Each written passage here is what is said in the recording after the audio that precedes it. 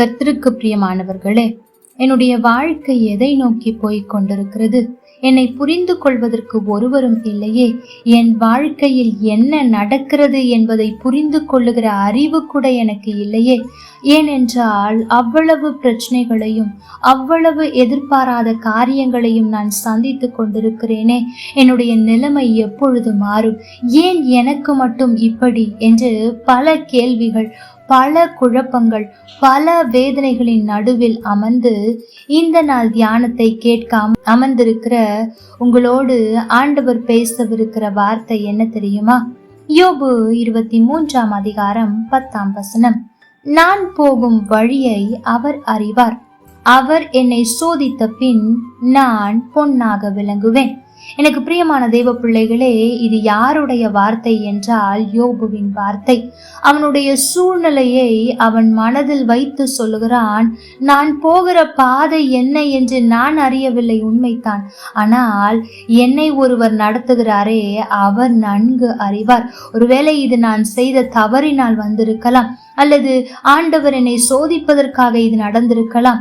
எதுவாக இருந்தாலும் சரி, நான் போகிற வழியை அவர் அறிவார் என்று சொல்லுகிறார். எனக்கு பிரியமான தெய்வ பிள்ளைகளே, இவன் சொல்லுகிற சூழ்நிலையை நினைத்து பாருங்கள். அதாவது ஒரே நாளில் எல்லாவற்றையும் இழந்து விடுகிறான். பிள்ளைகள், ஆடு மாடுகள், சரீரத்தில் உள்ள சுகத்தை கூட இழந்து விடுகிறான்.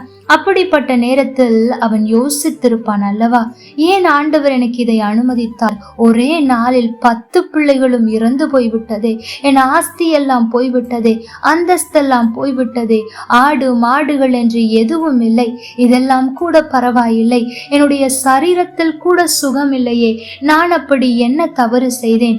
என்னுடைய பிள்ளைகள் தவறு செய்திருப்பார்களோ என்று நினைத்து கூட அவர்களுக்காக கூட நான் பலியிட்டேனே. அப்படி இருக்கும்போது ஏன் என்னுடைய வாழ்க்கையில் இதெல்லாம் நடக்கிறது என்று அவர் யோசித்திருக்க கூடும். எல்லாவற்றையும் யோசித்து பார்த்தால் அவருடைய உள்ளம் கலங்கி இருக்கும். ஏன் என்ற குழப்பத்தின் உச்சியில் நிச்சயம் இருந்திருப்பார். ஆனாலும் கூட அவர் அதில் கவனத்தை செலுத்தாமல் ஒன்றை சொல்லுகிறார், என் தேவன் நான் போகிற வழியை அறிவார். இது ஏன், எதற்கு என்று நான் கேட்பதை விட்டு விடுவேன். ஆண்டவர் கொடுத்தார், ஆண்டவர் எடுத்தார். அவர் நன்மையை தரும்போது அனுபவித்த நான் தீமையையும் அனுபவிக்க ஆயத்தம் என்று தைரியமாயிருந்துதான் பிறகு சொல்லுகிறார், நான் போகிற பாதையை அவர் அறிவார். நான் ஏன் இந்த வழியாக போகிறேன் என்று நான் அறியாமல் இருக்கலாம். ஆனால் என்னை நடத்துகிறவர் நன்றாக அறிந்திருக்கிறார். ஆகவே ஒரு நாள் வரும், இப்பொழுது நான் புடமிடப்பட்டு கொண்டிருக்கலாம், இப்பொழுது நான் சோதிக்கப்பட்டு கொண்டிருக்கலாம், ஆனால் நிச்சயம் பொன்னாக விளங்குவேன் என்று நம்பிக்கை இருந்தது. எனக்கு பிரியமான தேவ பிள்ளைகளை, இன்றைக்கு இந்த நம்பிக்கை உங்களிடத்தில் இருக்கிறதா? நான் போகிற பாதையை நான் விரும்பவில்லை, உண்மைத்தான். ஏன் இப்படி நடக்கிறது என்பதை யோசித்து நான் இன்னும் குழப்பமற்று போய்விட்டேன், உண்மைத்தான். நான் நன்றாக தானே ஜெபித்தேன், நன்றாக தானே எல்லாவற்றையும் செய்தேன். ஆனாலும் கூட ஏன் என்னுடைய வாழ்க்கையில் இத்தனை அலங்கோலமான காரியங்கள் என்று அநேக கேள்வியோடு இந்த நாள் தியானத்தை கொண்டிருக்கிற உங்களை ஆண்டவர் தட்டி எழுப்ப விரும்புகிறார். இனி நாம் சொல்ல போவது என்ன தெரியுமா? என்னுடைய பாதை கடினமானதுதான், ஆனால் என்னை ஒருவர் நடத்தி செல்லுகிறார். அவர் நிச்சயம் முடிவில் நன்மையில் தான் கொண்டு போய் சேர்ப்பார். சுற்றி இருக்கிறவர்களுக்கு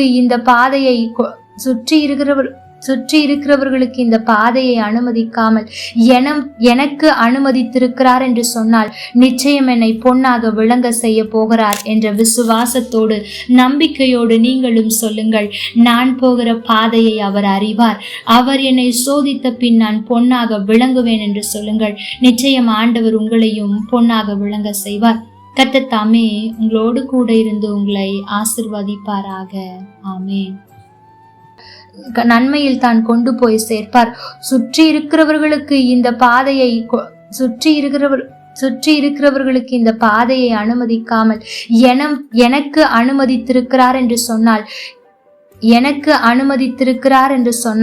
நிச்சயம் என்னை பொன்னாக விளங்க செய்ய போகிறார் என்ற விசுவாசத்தோடு, நம்பிக்கையோடு நீங்களும் சொல்லுங்கள், நான் போகிற பாதையை அவர் அறிவார்.